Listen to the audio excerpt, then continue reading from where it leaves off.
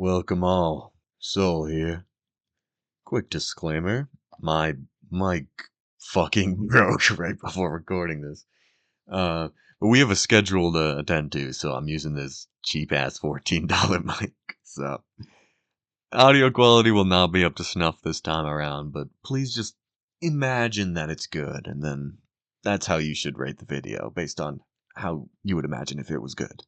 Alright, thank you. Please enjoy. Alright, firstly, to address my contemporaries.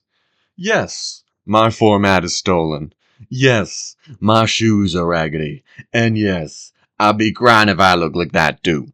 But between you and me, somebody had to get their hands in the dirt. And are you really up for it? Oh, sorry, baby. Let me get your Blue Yeti mic and your soundproofing foam. Look at ya. Can't even visualize the aspiring lifestyle of a true believer, of somebody with true passion. A youth trying to make it out the projects with nothing but a mixtape, 50 sequential $1 bills, and a hot-wired Lime e-scooter. You, who edits his videos in Adobe Premiere and not fucking Wii Video. So I beg of you, please stop judging me for my $20 pair of Skull Candy earbuds, and just give me the money, so I don't have to hit you for it. Anyways, as for addressing the game, Peak. A lovely friendslop game that the Goy and me has been obsessed with over for the last 119 hours.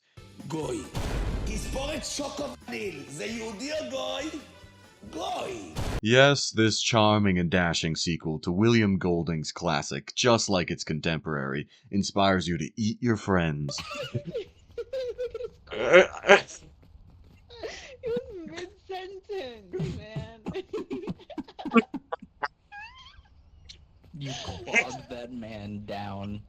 I was hungry. Talk to dead animals. I was hungry.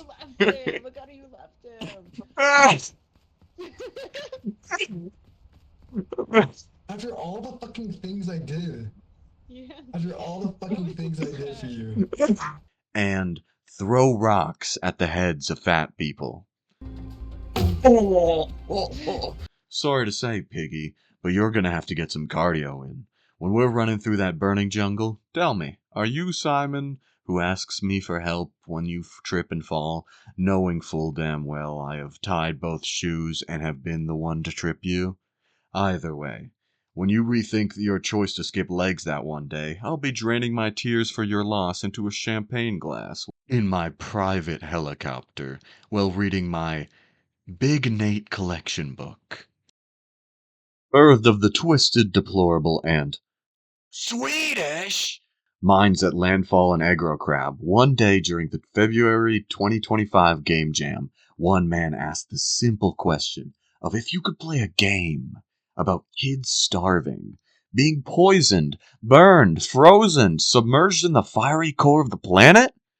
In a dystopian civilization where your only perceived value is how well you can climb surfaces, and in which rescue forces will only be dispatched upon your location after reaching the summit of whatever isle you find yourself stranded on. This is the world of Peak. Of course, being the abbreviation for please, eat all kids. This game may assume the facade of a roguelike mountain climbing sim, but it's actually an in-depth simulator to live out your darkest fantasies of looking into your close friends' eyes as they begin to lose grip and slip back down into the ether to feel true power for once before they turn on you too. I suppose what I'm saying is Peak is a social deduction game in which you need to weed out an imposter among your friends. Who is the saboteur and who has to die for the protection of others? Though, all said before is for the casual player. If you're with me, I'll have to teach you proper etiquette. I will say though, part of the fun of these games, for me at least, is discovering how they tick through experiencing and overcoming adversity. So if you're like me, on screen now is the amount of time you should set a timer for and leave the room to come back to while the video plays. So, I maintain high viewer retention throughout my career.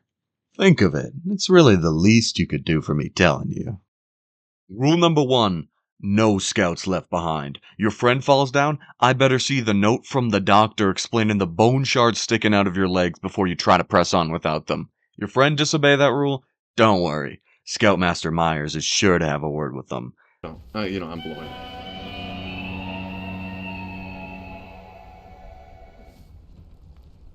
Rattle boost.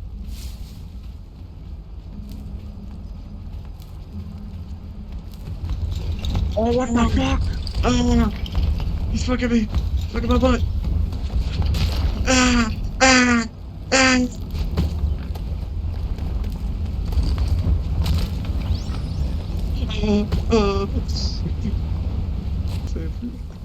Fuck, he crucified you. At the end of the day, though, that's what the game is about. Risk assessment and movement. A good 60% of the learning experience of the game is easily just getting used to how far and how fast you can move with your given stamina. Eyeballing what climbs you can and can't make, and replotting course every time you gain new information. To me, I find this incredibly satisfying. I enjoy charting courses on the fly with increasing demands and progressively making more and more ambitious contingencies until we need to trim off a little fat. You see?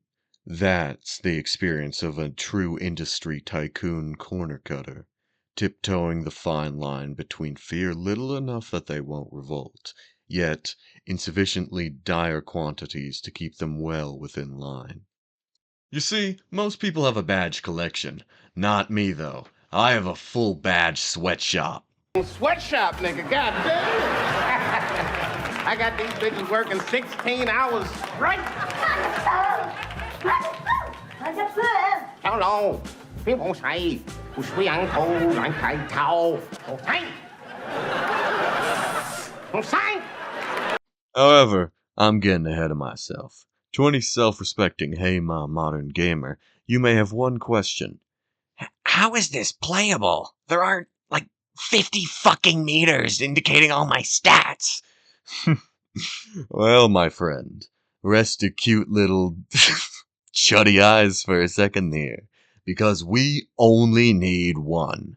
Yes, this is your stamina bar. Yes, this is your hunger bar. Yes, this is your encumbrance bar. And yes, this is your health bar. Not that one, though. That's just the meter for how much industrial-grade island mind-control goy slop you've managed to shove down your gaping maw within the last 12 seconds. You see, the effect most ailments have on you this game is relatively ubiquitous. The loss in overall fitness. Fitness, defined as an organism's ability to survive and reproduce in a particular environment, or, to serve our cases, the quality of being suitable to fulfill a particular role or task. The task being, in this case, climb. You see, whether or not your brains are half bashed in or you're starving with third-degree burns, the outcome is the same. While the methods of treating your ails may differ, we still converge on the fact that your stamina, and thus ability to climb, to jump, to walk, is reduced. Stamina is rapidly regenerating while not being used, but max stamina is reduced by each malady your body accrues. That being said, how do we reduce the effects of which? Movement. It's rare that you find a game so simple, yet so rich in technique that is so easily learned. The most important of which being the lunge. Generally, this is a fucking awful move.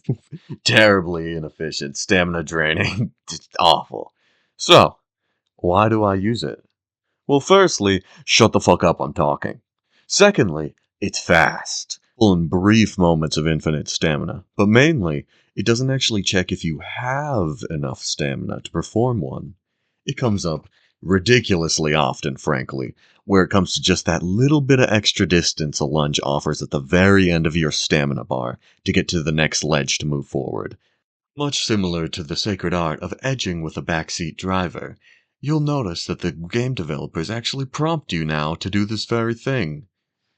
You should never fall, but if you do, enjoy it as much as you can, because you may never get another chance. If that sounded suggestive, then you're on the right page, because the game developers have a fetish. They get off to controlling you like this. Now may be a good time to mention the fact that this is the same team that brought you Click Holding. Similarly, when you run out of stamina, a downward momentum force slowly accrues until you launch downward at terminal velocity. So, it's better to stagger grasps at the wall than slow an inevitable fall, yada yada. I could write a fucking book on the fun movement shit you can do. It feels good. Moving on. By now, the strawman persona that I've parasocially designed encapsulating you all has got to be wondering where the game loop comes in then. To which I say, roguelike. Every 24 hours on the dot, the island changes and you get a new randomly generated island with 5 levels to it. The beach, the tropics or roots, the alpine or mesa, the caldera, and the kiln, each providing its own challenges that I'll quickly cover in a moment. Plus, opportunities for badges. The badges I'll say are honestly almost perfect. Outside the 24 karat badge. Oh, I have some fucking vendetta with that one.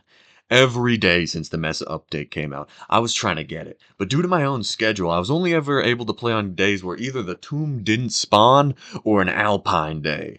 And I know you're thinking, oh, that kind of sucks. No, but listen, the one day that we finally did get to that tomb to spawn, it glitched, and the exit was completely covered by a rock.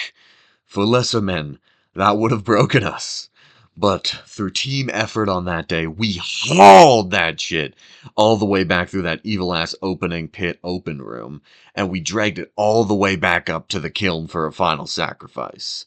And honestly, I felt like a god that day.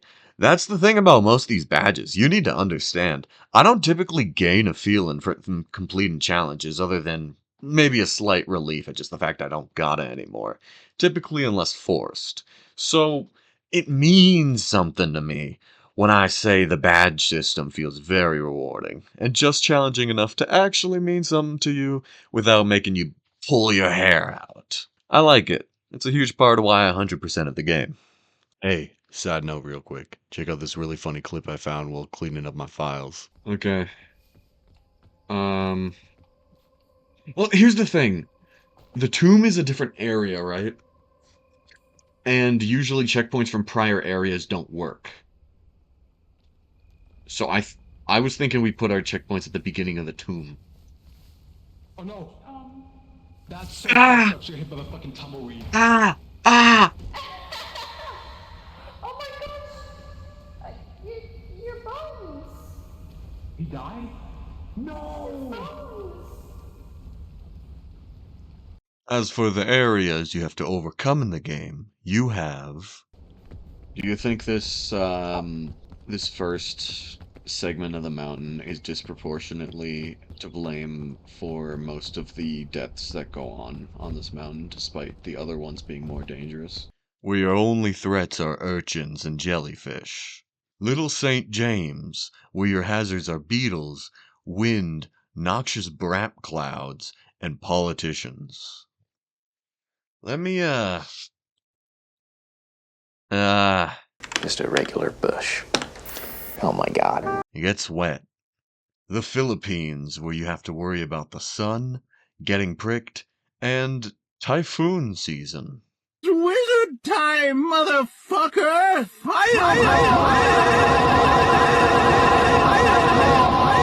The Canadian highway, where you have to deal with blizzards, and a fucking guessing game. Canada, it's time to play our favorite winter game, pick a lane and go. You know the rules. Find an imaginary lane and stay in it as long as possible. So far doing great. A glorified cinematic transitional area that's only really difficult to the type of people to not be able to go 5 seconds into a video essay without Subway Surfers and a Family Guy clip playing in the background. And the kiln. No jokes, no gimmicks. Because this stage goes fucking hard.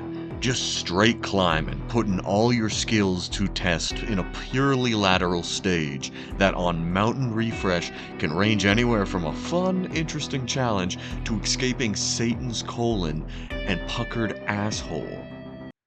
Hardest by far, by the way, is Alpine. That's pretty much the game. I could go over the items, but I can't actually, because I don't want to. But what I will tell you, though, is that if you thought any of that before was challenging, then once you've dealt with all the badges, there is one challenge awaiting for you left. The Ascent. 7 increasingly grueling modes with compounding difficulty meant to test your mettle, and only once you finish those do I truly consider the game beaten. This title I hold most proudly in cocksure, and myself have dubbed the 150%. Or at least until the game devs add in the sashes as achievements.